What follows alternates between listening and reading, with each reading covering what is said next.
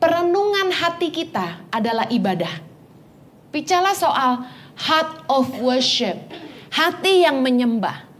Saya mau bilang begini, perenungan hati kita adalah ibadah kepada Allah. Mari kita lihat ayatnya. Ibadah itu dimulai dari kedalaman hati. Katakan sama-sama. Ibadah dimulai dari kedalaman hati. Wahyu 2 ayat 23b. Kita baca sama-sama. Akulah yang menguji batin dan hati orang, dan bahwa aku akan membalaskan kepada kamu setiap orang menurut perbuatannya. Apa yang diuji sama Tuhan? Hati dan batin orang. 1 Samuel 16 ayat 7b. Baca sama-sama. Bukan yang dilihat manusia, yang dilihat Allah. Manusia melihat apa yang di depan mata, tetapi Tuhan melihat hati. Saudara harus tahu, lebih dari semua yang Anda bisa lakukan bagi Tuhan, lebih dari sekedar doa-doamu yang engkau naikkan, yang paling penting bagi Tuhan adalah hati. Tuhan itu menguji hati dan batin kita. Saya mau kasih tahu, perbuatan dan kata-kata didengar dan dilihat, tapi isi hati orang siapa yang tahu? Kita selalu mengejar yang kelihatan orang, tapi tahukah Anda yang paling penting bagi Tuhan adalah hatimu? Tuhan itu melihat hati. Penyembahan adalah sikap hati. Katakan, penyembahan adalah sikap hati. Penyembahan itu lebih dari sekedar lagu yang kita bisa nyanyikan. Penyembahan itu lebih dari sekedar berapa banyak uang yang bisa kita taburkan. Penyembahan bicara soal sikap hati kita di hadapan Allah. Matius 15 ayat yang ke-8. Bangsa ini memuliakan aku dengan bibirnya, padahal hatinya jauh daripadaku. Lihat baik, Tuhan senang dengar nyanyian kita. Tuhan senang waktu kita menyembah Tuhan dengan semua lagu. Tapi tahukah Anda, Tuhan lebih senang ketika kita hidup dalam setiap hari, hati kita benar-benar menyembah Dia. Saudara, saya dulu pikir penyembahan itu bicara soal lagu-lagu slow, worship songs yang kita nyanyikan. Padahal bicara soal penyembahan, penyembahan adalah sikap hati. Tuhan berkata, engkau bangsa ini memuliakan aku dengan bibirnya, tetapi hatinya jauh daripadaku. Apa maksud Tuhan? Ayat 11 berkata begini, Matius 15 ayat ke-11. Dengar dan camkanlah, bukan yang masuk ke dalam mulut yang menajiskan orang, melainkan yang keluar dari mulut, itulah yang menajiskan orang. Kenapa Tuhan ngomong gitu? Hati kita itu seperti saringan atau filter. Kalau saringan atau filter itu kotor, apa saja yang masuk jadi kotor. Kita pikir kita mau saring air yang masuk ke botol, tapi kita lupa cek saringannya bersih nggak? Kalau saringannya kotor, percuma kita saring air itu. Yang masuk ke botol, air kotor. Hati itu seperti filter. Kalau hati kita kotor, apapun yang masuk, apa yang kita dengar, apa yang kita lihat, jadi kotor. Lihat, orang yang hatinya gak bersih, pikirannya negatif. Orang ngomong apapun selalu salah. Orang baik sama dia gimana pun selalu ada jeleknya. Orang ngomong apapun ditanggapi salah. Perhatikan aja. Orang nulis apa aja dia bisa komentarin yang negatif. Minta ampun. Saya kemarin pulang dari Israel. Saya tuh gak tahu kalau beberapa tur yang baru sampai ke Israel itu dikarantina 14 hari. Tepat sehari ketika saya pulang. Saya pulang malamnya. Ternyata setelah saya, orang-orang ngalamin masalah dan nggak bisa pulang. Sementara kalau saya nggak pulang, saya nggak bisa khotbah di sini. Hari Minggu juga nggak bisa melayani. Sepanjang minggu ini jadwal saya terpaksa dibatalin semua. Aduh, begitu saya landing, siangnya saya sampai itu malam. Besoknya saya dikasih tahu bahwa grup kami itu grup terakhir yang keluar dari Israel. Seleta itu yang lain harus dicek, diperiksa segala macam. Tapi sebenarnya itu hoax. Gak ada yang ditahan di Israel. Yang memang mau pulang mereka pulangin. Yang masuk di karantina 14 hari. Wajar dong. Mereka juga harus melindungi bangsa mereka. Itu hoax. Tapi saya dikasih tahu. Penerbangan setelah kami itu ditahan. Pemeriksaannya panjang. Aduh, saya aja sampai di interview bolak-balik sama Jojo. Lama interviewnya. Karena mereka takut kita ada yang sakit gitu loh. Tapi kami berhasil pulang. Itu anugerah Tuhan. Nah, saya mau ngucap syukur dengan upload di Instagram. Langsung ada yang komentar. Oh, kalau ibu bisa lolos Tuhan baik. Sedangkan Tuhan gak baik sama yang gak bisa pulang. Loh, kok jadi gitu? Masa kita gak boleh mengucap syukur? Bukannya saya nyukurin orang yang gak bisa pulang. Tapi saya kan ngomong di Instagram saya sendiri. Lain misalnya gini. Ada orang upload di Instagram dia, aduh saya gak bisa pulang. Terus saya komen, bersyukur saya bisa pulang. Nah itu jahat banget, bener gak? Lah saya upload di Instagram saya mengucap syukur. Saya kan gak tahu kalau banyak turtul yang gak bisa pulang. Saya kirain malam itu memang prosesnya kayak saya. Lama banget di interviewnya. Ya jelas pasti ke-delay pulangnya. Nah, saya perhatikan orang itu mau baik atau jahat tergantung hatinya. Matius 12 ayat 34. Yesus berkata begini, hai kamu keturunan ular beludak, bagaimanakah kamu dapat mengucapkan hal-hal yang baik sedangkan kamu sendiri jahat? Karena yang diucapkan mulut meluap dari hati. Waktu saya baca ayat ini, saya ketawa. Ada orang hakimi saya banyak di Instagram sama YouTube. Katanya saya ini orang Kristen yang gak punya kasih. Kalau khotbah suka marah-marah. Kalau ngomong bisa bilang orang bodoh. Pokoknya macam-macam saya dihakimi orang ya. Semua pada bilang saya gak punya kasih lah. Pendeta kayak gak tahu diri lah apalah. Dia gak tahu aja gue hidup kayak apa. Pendeta dasar gak pernah susah lah katanya, saya dimaki-maki orang. Gak apa-apa sih. Kalau orang bilang saya orang Kristen yang gak punya kasih makanya marah-marah, saya kasih tahu kasih itu gak selalu lemah lembut. Kalau kita sayang sama anak kita, emang kita gak boleh marahin anak kita? Yesus aja sekali marah gak tanggung-tanggung. Hai kamu keturunan ular beludak. Lu belum gue katain ular aja udah marah lu. Yesus marahin Petrus apa gak tanggung-tanggung tuh? Iya kan waktu Yesus bilang, Yesus kan bilang bahwa dia akan diserahkan, akan mati. Petrus pikir dia heroik mau nyelamatin Yesus, jangan ngomong yang enggak. Yesus langsung makiin si Petrus kan.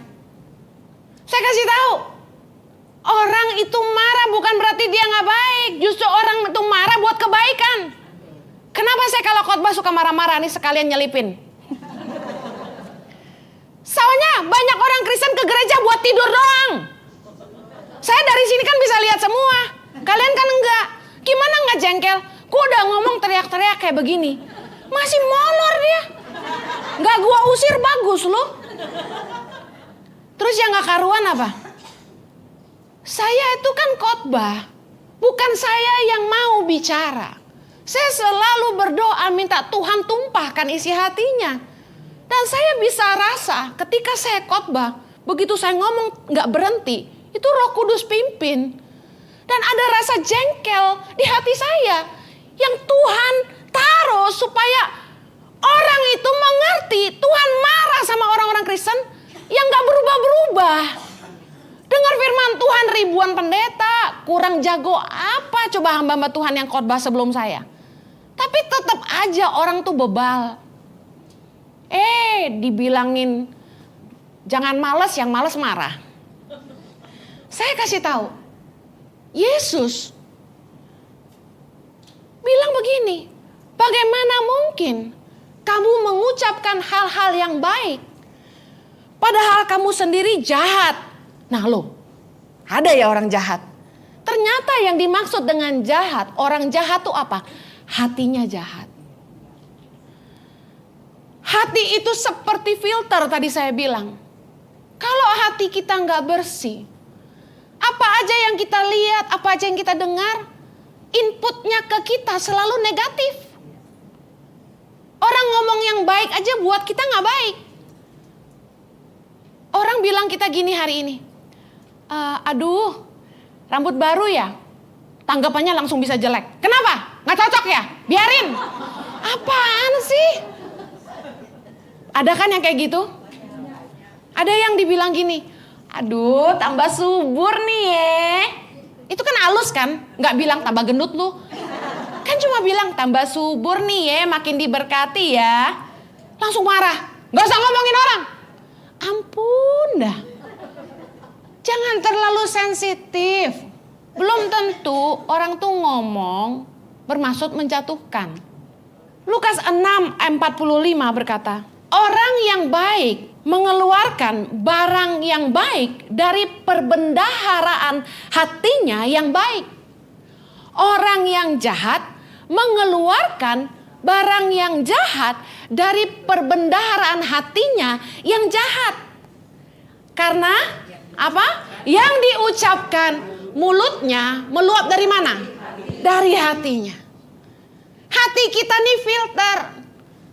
Kalau kita nggak mau jadi orang jahat, hati kita harus bersih. Perhatiin, orang yang hatinya sakit, mulutnya selalu pahit. Mantu udah sayang, masak enak-enak buat nyenengin hati dia. Ma, makan ya ma. Kenyang. Orang tuh kalau udah hatinya sakit, mulutnya pasti pahit. Firman Tuhan gak pernah salah deh. Ada orang ngomong gini, gua mau baik, mulut gua aja yang jahat. Percaya gak tuh? Ngibul loh. Firman Tuhan ngomong, kalau hati kita baik, barang yang keluar baik. Hati kita kalau jahat, yang keluar dari mulut pasti jahat. Orang yang suka ngomongin orang, saya kasih tahu, itu iri hati. Kenapa dia sibuk ngurusin orang? Karena dia iri hati.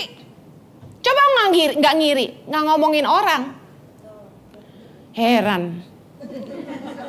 Orang susah nggak ditolong, giliran orang udah senang diomongin. Kadang-kadang ya, saya nggak habis pikir gini.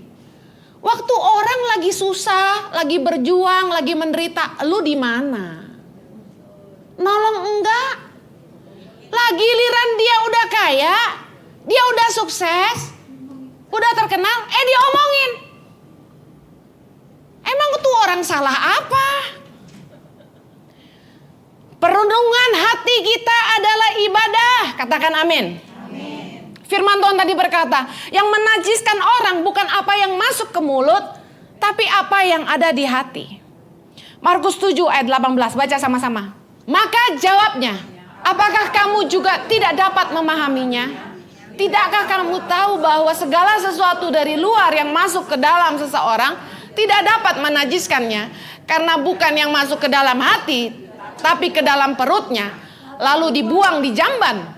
Dengan demikian ia menyatakan semua makanan halal. Katanya lagi, apa yang keluar dari seseorang itulah yang menajiskannya. Ayat 21, sebab dari dalam, dari hati orang timbul yang pertama, segala pikiran jahat, percabulan, pencurian, pembunuhan, perzinahan, keserakahan, kejahatan, kelicikan, hawa nafsu, iri hati, hujat, kesombongan, kebebalan. Semua hal-hal jahat ini timbul dari dalam dan menajiskan orang. Ibu-ibu, jaga hati kita dari hal-hal ini. Kalau Anda ingin hidup berkenan kepada Tuhan, ingat baik, perenungan hati kita adalah ibadah. Jaga hati kita. Jangan punya pikiran jahat sama orang. Jangan bercabul. Jangan mencuri, jangan membunuh, jangan berzina, jangan serakah, jangan jahat, jangan licik, jangan punya hawa nafsu. Maksudnya kalau sama suami sendiri nggak apa-apa. Jangan iri hati, jangan menghujat, jangan sombong, jangan bebal. Semua ini adanya di hati. Jaga hati kita, amin. Amsal 4 ayat 23 berkata, jagalah hatimu dengan segala kewaspadaan, karena dari situlah terpancar kehidupan.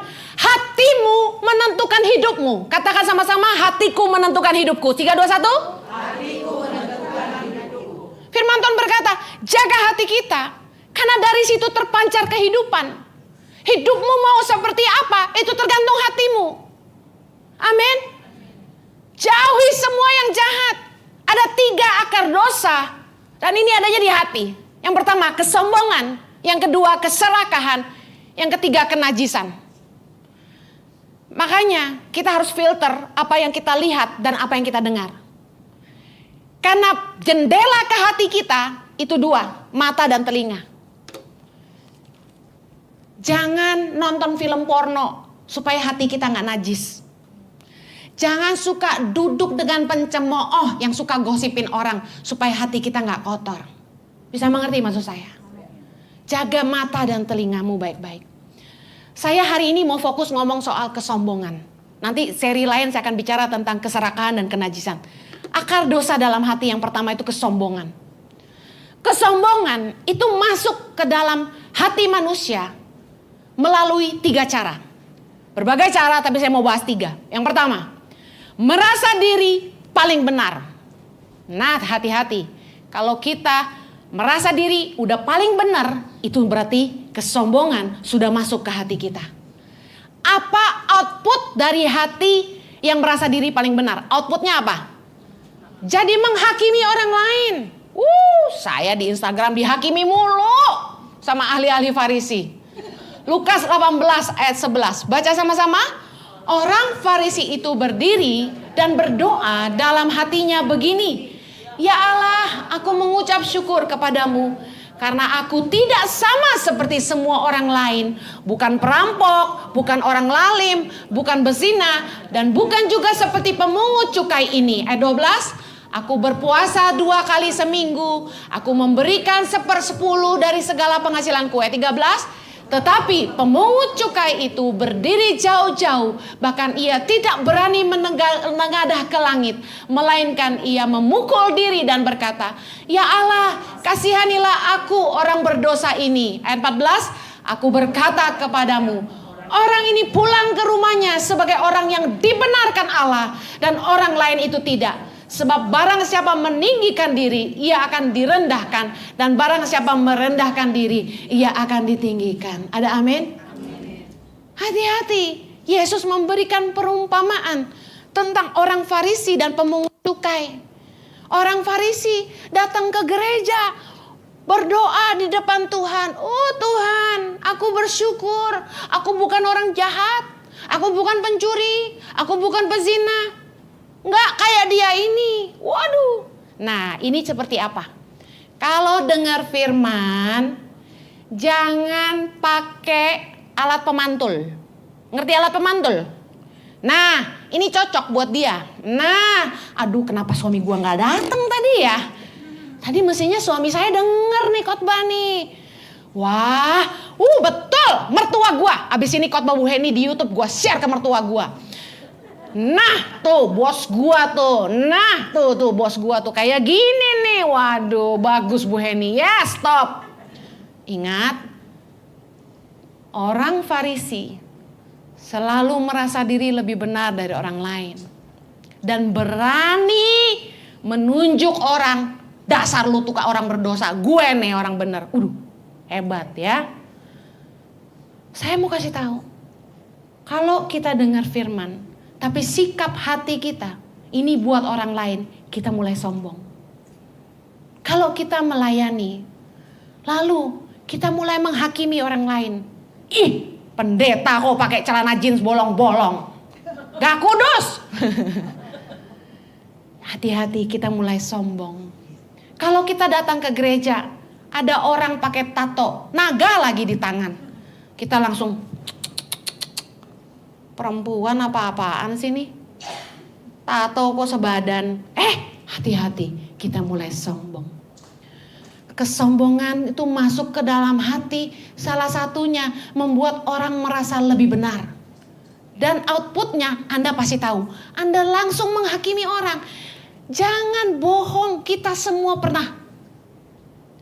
Bagaimana cara mengatasinya? Begitu kita mulai begitu, minta ampun sama Tuhan. Tuhan ampuni.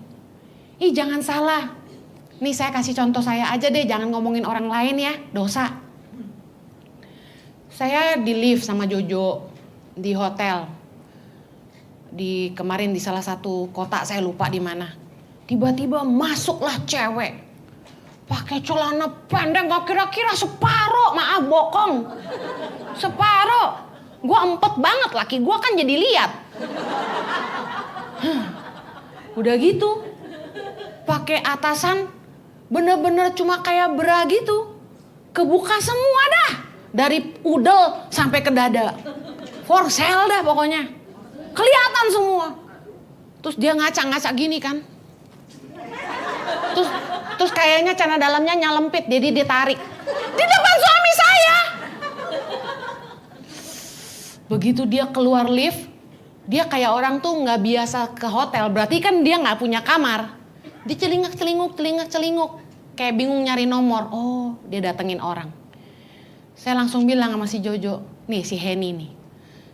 Aduh Jo, perempuan gak benar tuh kayaknya. Jojo bilang, belum tentu. Nih, saya nih. Kan kita kadang-kadang suka menghakimi orang kan. Merasa benar. Gua mau baju sopan lagi. Gak pernah for sale. Paling banter pakai celana pendek segini. Yang lihat juga cuma suami sama anak. Sama orang-orang yang gak dikenal di Bali. Udah merasa diri paling benar. Baju udah paling sopan. Jadinya langsung menilai.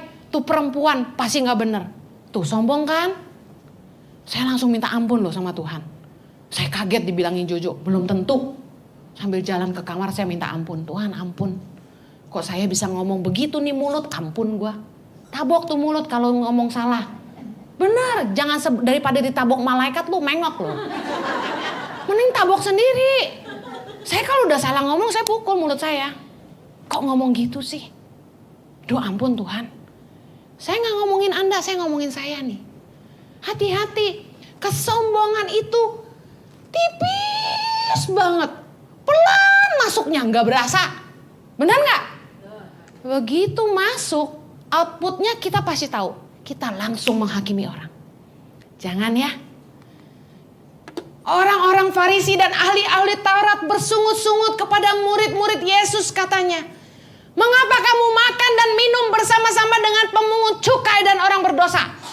Lalu jawab Yesus kepada mereka. Katanya, bukan orang sehat yang memerlukan tabib, tetapi orang sakit. Ayat 32, aku datang bukan untuk memanggil orang benar, tetapi orang berdosa supaya mereka bertobat. Jangan pernah merasa benar. Karena Yesus gak datang buat orang benar. Kita semua yang ada di sini, kita adalah orang-orang yang butuh dibenarkan. Jangan pernah merasa sok paling suci, paling tahu Alkitab.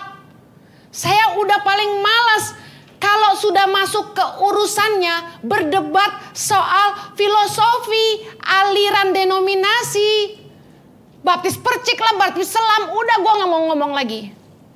Ngapain sih yang gak perlu diributin? Yang lu perlu pusingin, hidup lu berkenan gak sama Tuhan? Udah menangin jiwa belum? Udah hidup berbuah belum? Itu yang dipikirin. Jangan yang gak perlu diributin. Ke gereja kok melayani pakai celana, gak pakai rok. Yang kayak gitu diributin, ampun. Kok jadi hamba Tuhan rambut dikeriting-keriting kayak begitu? Biarin. Kok Bu Heni rambutnya gak dicat sih? Kayak ibu-ibu pendeta yang lain biar gaya. Gak mau. Kayak gitu diributin. Yang gak perlu diomongin. Bahaslah. Yakinlah baptisan gak boleh 2 kali lah. Baptisan harus disiram lah, dicelup lah, apalah. Nggak usah diomongin ya kayak begitu. Lakukan segala sesuatu dengan iman, kata firman Tuhan. Karena segala sesuatu yang kita lakukan tanpa iman, kita berdosa. Selesai. Ya kalau iman orang itu dia dibaptis 2 kali, udah biarin aja, ngapain kita hakimin. Benar gak? Saudara dengar baik. Yesus datang untuk memanggil orang berdosa supaya mereka bertobat. Tapi orang-orang yang merasa benar ini yang sering jadi penghalang untuk kebenaran dinyatakan. Orang-orang yang merasa benar ini kadang-kadang karena menghakimi orang lain, orang yang berdosa pun jadi gak mau bertobat, malas.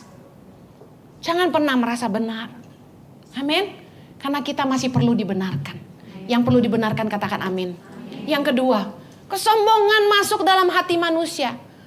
Yang kedua, itu merasa diri lebih baik. Banyak memberi, paling banyak berkontribusi, paling berjasa deh pokoknya. Paling baik gua mah, paling banyak memberi ke gereja, paling banyak menabur, paling berjasa, paling datang paling pagi, paling lama ikut jemaat di sini dari mula-mula zaman belum ada pendetanya. Tuh gitu. Ada kan orang-orang yang merasa begitu? Ayo. Outputnya apa? Marah kepada orang lain. Dan menuntut orang lain untuk melakukan yang sama. Dia punya standar yang orang lain harus ikutin gitu loh. Kalau gua aja nabur, lu juga harus nabur. Wah gitu kalau udah bahasanya orang sombong. Lukas 10 ayat 40. Mari saya baca sama-sama. Sedang Marta sibuk sekali melayani. Ia mendekati Yesus dan berkata, Tuhan, tidakkah engkau peduli bahwa saudaraku membiarkan aku melayani seorang diri? Suruhlah dia membantu aku. Waduh, songong. Lu kok datang terlambat sih? Lu gak ingat yang melayani harus datang lebih pagi? Wow. Dengar, jangan menilai pekerjaan orang lain. Ujilah pekerjaan kita masing-masing. Amin. Kalau kita jadi orang yang sibuk nilai orang lain, lu udah nabur belum? Lu udah bantu belum? Hati-hati. Jangan-jangan kita lupa ngerjain bagian kita sendiri. Jangan pernah merasa paling baik, paling berjasa. Gak ada. Jangan sombong. Amin. Yesus menjawab, Marta tuh asik banget. Saudara, saya mau kasih tahu. Kalau Tuhan memberi kesempatan kepada kita untuk berbuat baik, jangan menghakimi orang lain dan merasa kita tuh lebih baik. Bersyukurlah kalau Tuhan kasih kesempatan itu kepada kita. Amin. Tuhan bisa pakai orang lain. Tapi kalau kesempatan itu jatuhnya kepada kita, bersyukurlah. Katakan bersyukurlah. Jangan udah Tuhan percayain kita melakukan sebuah pekerjaan yang baik, kita jadi sombong lalu menghakimi orang lain dan merasa diri lebih baik. Gua lebih baik dari lu orang semua. Lu orang gak ada kan yang nolong 5.000 anak di Indonesia? Songong bener. Siapa saya? Mampu ngasih makan 5.000 anak? Gak bisa. Siapa yang kasih makan anak-anak? Tuhan. Jangan belagu. Kalau kita bisa menabur, saya mau tanya, siapa yang kasih benih bagi para penabur? Tuhan. Firman Tuhan berkata, Tuhanlah yang menyediakan benih bagi para penabur. Kalau Anda nabur di gereja, jangan berasanya gini, tuh pendeta harus hormat sama gua. Gua paling banyak nabur di gereja dia. Saya kasih tahu, orang nabur di Tangan Pengharapan, saya nggak pernah pandang bulu mau donasi 100.000 ataupun lebih. Bagi saya semua penting. Jangan berasa kalau kita udah nabur tuh orang utang sama kita. Pengumuman, Anda yang menabur untuk Tangan Pengharapan, Anda memberi untuk Tuhan dan bukan untuk saya. Saya nggak hutang apa-apa. Tapi beberapa orang donatur memperlakukan saya seperti sampah. Karena apa? Gue udah nabur, suruh Bu Heni yang telepon gue. Gitu. Ampun deh. Saya kasih tahu, kalau kita berbuat baik, kita harus tahu yang memampukan kita melakukannya adalah Tuhan. Karena Tuhanlah yang mengerjakan di dalam kita baik kemauan maupun kemampuan untuk berbuat baik. Ada ayatnya loh. Dengar baik. Jangan pernah merasa baik. Satu hari saya diinterview sama salah satu TV, Trans TV. Siarannya bukan siaran agama Kristen, agama lain. Saya ditanya sama salah satu host di situ, Ibu Heni, bagaimana? Kok Ibu Heni bisa melakukan semua kebajikan ini? Padahal Ibu Heni sudah hidup nyaman di Australia. Kok mau peduli sama anak-anak ini? Setelah Ibu Heni melakukan semuanya ini, bagaimana perasaan Ibu Heni? Saya jawab, saya percaya bahwa Sang Penciptalah yang menaruh dalam hati saya segala keinginan dan kemampuan untuk melakukan kebajikan. Bukan karena kita baik. Kalau Anda bisa menabur, menolong orang lain, jangan pernah merasa orang berhutang sama Anda. Tuhan menitipkan berkatnya kepada kita untuk jadi berkat untuk orang lain. Kita kan hanya pengelola. Jangan pernah merasa berjasa. Bersyukurlah kepada Tuhan kalau kita masih dipercaya. Tuhan kan bisa pakai siapa aja. Kenapa Dia pilih kita? Bersyukurlah. Jangan pernah merasa kita udah paling hebat, paling berjasa. Kita bukan siapa-siapa. Kita hanya dititipkan berkat-berkatnya. Yang mengerti katakan amin. Saya mau bahas sedikit tentang jawaban Yesus kepada Marta karena sangat menarik. Yesus bilang kepada Marta begini, Marta, Marta, engkau khawatir dan menyusahkan diri dengan banyak perkara. Tetapi hanya satu saja yang perlu. Maria telah memilih bagian yang terbaik yang tidak akan diambil daripadanya. Saudara, ternyata yang terbaik itu tidak selalu yang kelihatan. Orang yang sibuk melayani, itu kelihatannya hebat, betul nggak? Wah hebat ya, jadwal khotbahnya penuh loh. Dipakai Tuhan luar biasa loh. Saya mau kasih tahu, yang kelihatan itu bukan yang terbaik. Kenapa? Yesus bilang Maria telah memilih bagian yang terbaik. Saya mau kasih tahu. Pelayanan dan perkenanan Tuhan, mana yang lebih penting? Perkenanan Tuhan.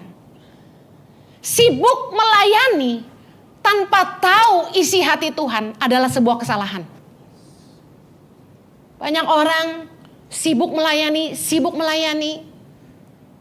Mereka minta dipakai Tuhan. Kalau doa, urapi aku, pakai aku. Gak apa-apa minta kita dipakai Tuhan, gak salah. Tapi dengar baik, seimbanglah, mengertilah isi hati Tuhan. Apa yang Tuhan mau kita kerjakan. Kalau enggak, pelayanan kita keluar dari kedagingan kita, ambisi pribadi kita, pikiran kita sendiri, apa yang kita anggap baik, apa yang mendatangkan keuntungan, dan apa yang menjadi satu hal yang membesarkan nama kita.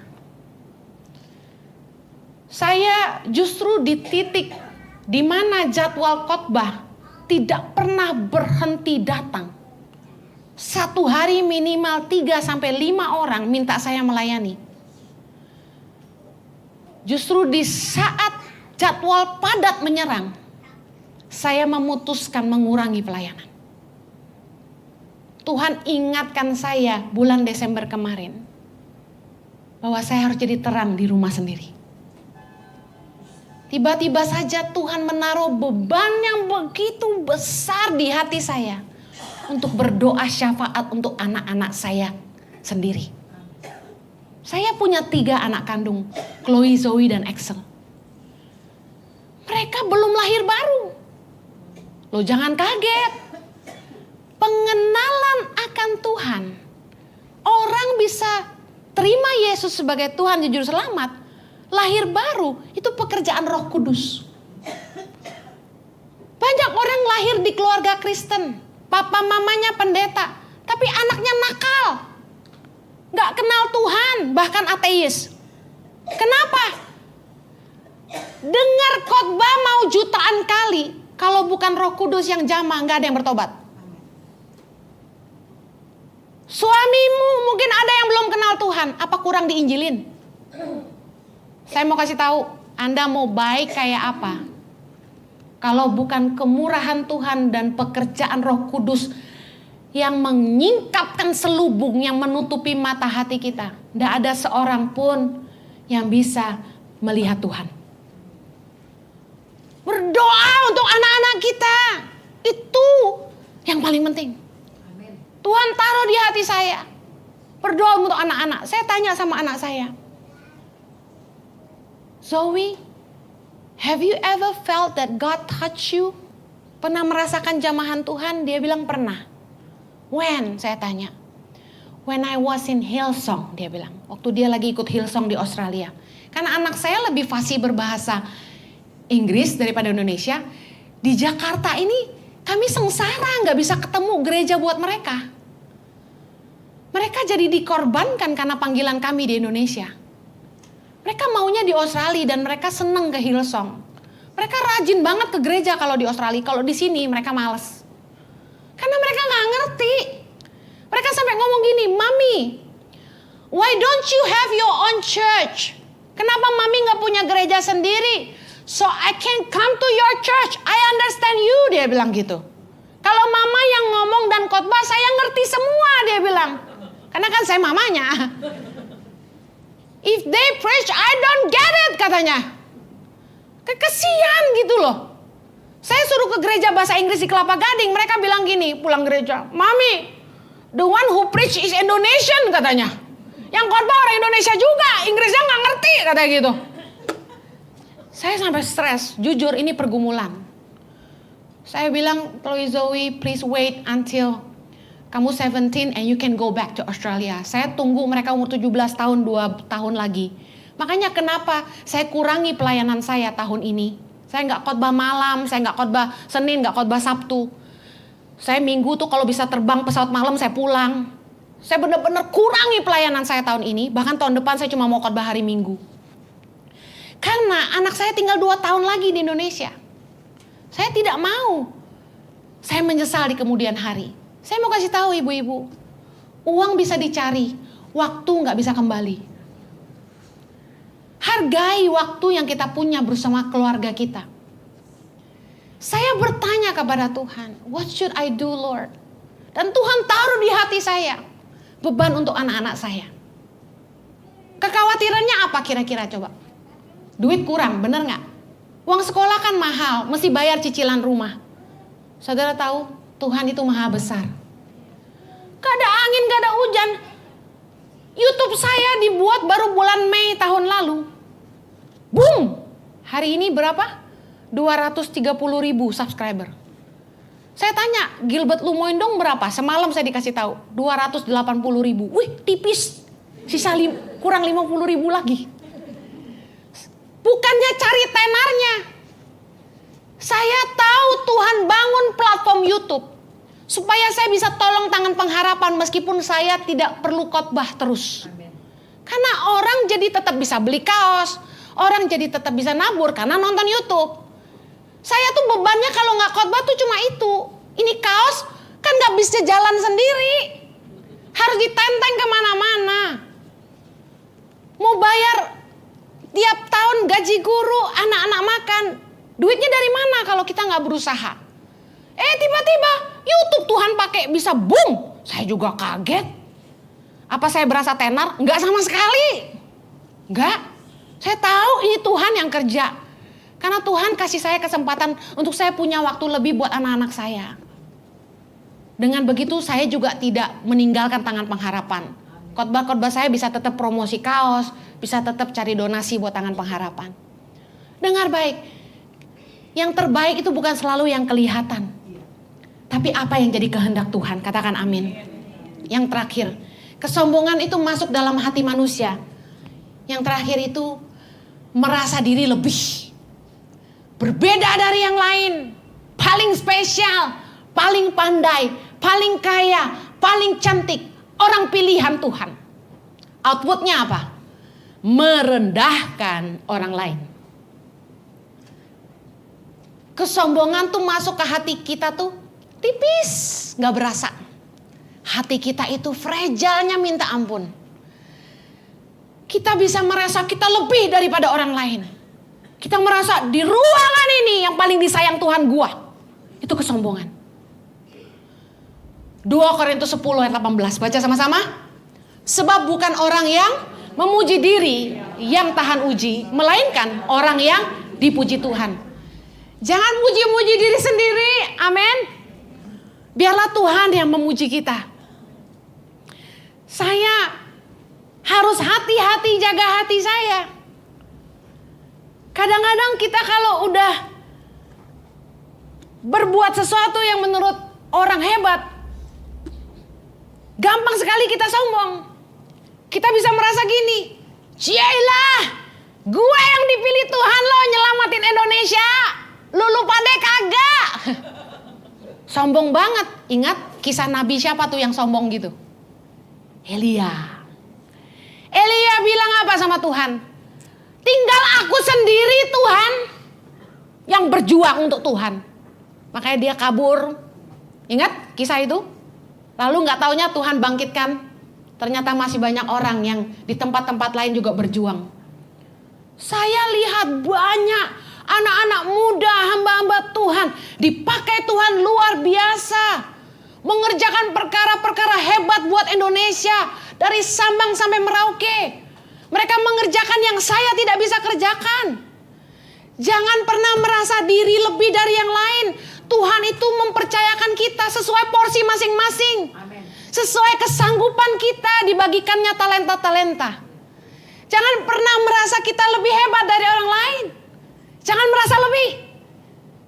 Orang itu kalau udah mulai angkuh, bahaya. Amsal 11 ayat yang kedua. Jikalau keangkuhan tiba juga cemooh. Tetapi hikmat ada pada orang yang rendah hati. Maksudnya apa? Kalau kesombongan tuh udah mulai masuk ke hati kita. Yang keluar itu yang pertama dari mulutnya mah. Mulai mencemooh orang lain. Merasa diri lebih dari orang, otomatis pasti merendahkan orang. Betul?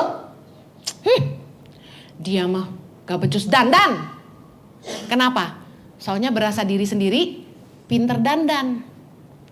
Mulai mencemooh, dia mah gendut. Karena merasa diri langsing. Mulai bilang, ih dia mah hitam. Karena merasa diri putih. Lihat, ketika keangkuhan tiba, malah muncullah cemooh. Salah satu tanda orang sombong adalah tidak menghargai orang lain. Saya mau kasih tahu, keangkuhan itu mengecilkan nilai kita. Amsal 29 ayat 23. Keangkuhan merendahkan orang. Tetapi orang yang rendah hati menerima pujian. Satu kali kami makan di restoran yang bagus. Tiba-tiba ada orang di meja sebelah gebrak meja marah-marah. Marah-marah sama waitressnya. Maki-maki, teriak-teriak. Ganggu semua orang yang lagi makan di restoran itu. Dia sombong karena dia pikir dia kaya. Dia bilang, kurang ajar kamu. Saya bisa beli semua isi restoran ini kalau saya mau. Dia bilang gitu. Dimaki-maki pelayannya. Lucu ya. Orang itu pikir dia hebat. Padahal keangkuhan merendahkan orang. Kenapa? Begitu dia marah-marah, orang jadi gak respect sama dia. Ya ampun, perkara makanan 100 ribu, 200 ribu, 300 ribu, 500 ribu aja lu pakai ngambek. Kalau lu banyak duit lu jangan marah. Suruh tuh waitress take away buat dia bawa pulang.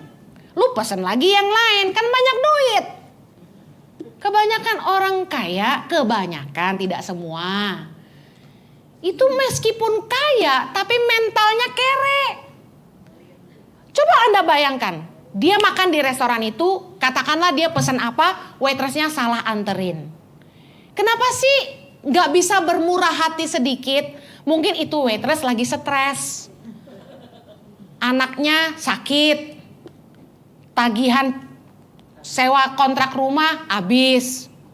Mungkin kan stres jadi gak fokus. Jadi waktu terima orderan salah catet. Lu makiin lagi. Pakai panggil-panggil manajer lagi. Lah kalau dia dipecat, emang lu mau nanggung anak istrinya? Kalau ternyata orang tua dia lagi sakit butuh uang berobat, lu mau nanggung tuh biaya berobatnya? Kita tuh harus berempati sama orang. Harus punya belas kasihan seperti Tuhan. Jangan suka marah-marahin orang gitu aja gitu loh. Kalau memang dia salah bikin masakan, kan kaya katanya, banyak duit katanya. Ya udah bilang gini, Mas, makanannya salah. Udah, Mas bikinin lagi buat saya. Ini buat Mas aja, bungkus ya, bawa pulang. Lebih baik memberkati orang daripada marahin orang. Kasihan kan? Dan karena dia marah-marah di depan umum seperti itu, semua tamu yang makan di situ langsung gini, merendahkan dia. Nih gaya orang kaya baru nih, bener kan? Baru punya duit belagu, gitu orang langsung ngomong. Kalau Anda tidak mau direndahkan orang, jangan merendahkan orang lain. Amen. Saya tadi bilang, kaya itu urusan mentalitas dan sikap hati. Banyak orang kaya, tapi nggak punya kapasitas untuk jadi kaya. Bicara soal kaya, itu butuh kapasitas loh. Kapasitas apa? Hati. Banyak orang yang kaya, tapi mentalnya miskin. Tapi ada orang yang benar-benar kaya, hatinya luar biasa tuh ada. Ya, saya ketemu. Ada orang kaya secara materi, tapi pelit sekali. Tapi ada orang yang gak kaya secara materi, tapi begitu murah hati. Pernah ketemu yang kayak gini? Kaya atau miskin itu bukan urusan banyak tidaknya harta, tapi urusan besar kecilnya hati kita. Kapasitas hati. Ada orang yang kaya raya, tapi suka nipu. Merampas yang bukan haknya, serakah, gak ada cukupnya. Benar? Orang udah susah masih ditekan juga. Padahal kaya loh. Tapi ada orang yang tidak punya harta banyak, tapi kerjanya jujur, berintegritas, enggak mencuri yang bukan haknya, dan tidak cari untung meskipun bisa. Meskipun kalau dia mau, dia bisa ambil untung, tapi dia nggak ambil. Makanya saya mau bilang, orang yang kaya di hadapan Tuhan, itu bukan orang yang banyak harta, tapi orang yang hatinya luas, punya kapasitas untuk dipercaya Tuhan. Amen. Saya mau tutup. Bicara soal heart of worship. Penyembahan sekali lagi adalah sikap hati. Katakan penyembahan adalah sikap hati. Saya tutup dengan Mazmur 15. Ayat yang pertama. Kita baca sama-sama. Mazmur Daud. Tuhan, siapa yang boleh menumpang dalam kemahmu? Siapa yang boleh diam di gunungmu yang kudus? Yaitu dia yang berlaku tidak bercela, yang melakukan apa yang adil, dan yang mengatakan kebenaran dengan segenap hatinya, yang tidak menyebarkan fitnah dengan lidahnya, yang tidak berbuat jahat terhadap temannya, yang tidak menimpakan cela kepada tetangganya, yang memandang hina orang yang tersingkir, tetapi memuliakan orang yang takut akan Tuhan, yang berpegang pada sumpah walaupun rugi. Dengar baik, kalau hatimu itu menyembah Tuhan, perenungan hati kita itu memuliakan Tuhan. Kita tidak akan berbuat jahat sama orang lain, tidak punya niat jahat, iri hati, dengki. Bahkan yang paling luar biasa gini, berpegang pada sumpah walaupun rugi. Banyak orang gak mau rugi. Saya mau kasih tahu, jaga hati kita, karena perenungan hati kita adalah ibadah kepada Allah. Jangan sampai hati kita kotor. Karena kalau filter hati kita kotor, maka apapun yang masuk ke hidup kita adalah kotor. Amen. Jaga hatimu, karena hatimu adalah hidupmu. Tuhan memberkati. Kita berdoa. Terima kasih Bapa. Kami bersyukur untuk firman-Mu. Biarlah pulang dari tempat ini, kami jadi orang-orang yang jaga hati. Kami mau hidup lebih sungguh-sungguh. Kami mau jaga perkataan kami, jaga hati kami, supaya jangan sampai kami berbuat jahat kepada orang, iri hati kepada orang, mendengki, berniat jahat. Bahkan Tuhan, jauhkan hati kami dari kesombongan, keserakahan, dan kenajisan. Biarlah hidup kami selalu berkenan kepada Tuhan. Hanya di dalam nama Yesus kami berdoa. Yang diberkati Tuhan sama-sama kita katakan. Amen. Tuhan Yesus memberkati. Thank you for having me.